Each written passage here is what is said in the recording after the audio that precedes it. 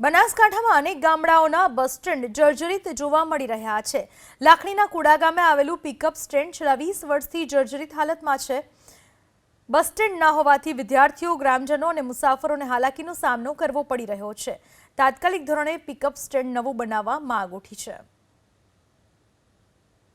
આ bus stand પાછળના હું તો જોઉં એ સમયથી 15 થી 20 વર્ષથી આ જ હાલતમાં છે।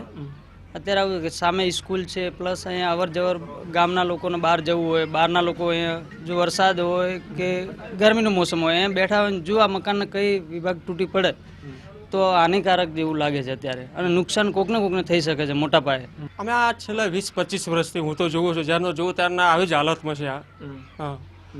અત્યારે અમારી આવી માંગ છે કે અત્યારે આગળ આ સ્કૂલ છે, અવારનવાર વિદ્યાર્થી કોલેજમાં જવા માટે અને અન્ય જગ્યાએ જવા માટે જો ચોમાસાની સિઝન, વરસાદની સિઝન હોય કે અન્ય ઉનાળાની સિઝન હોય ત્યારે ગરમીના કારણે, વરસાદને કારણે આ બસ સ્ટેન્ડમાં છોકરા ઊભા હોય છે। તો અમારી સરકાર પાસે એક માંગ છે કે આ બસ સ્ટેશનનું કંઈક નવું કરે કામકાજ।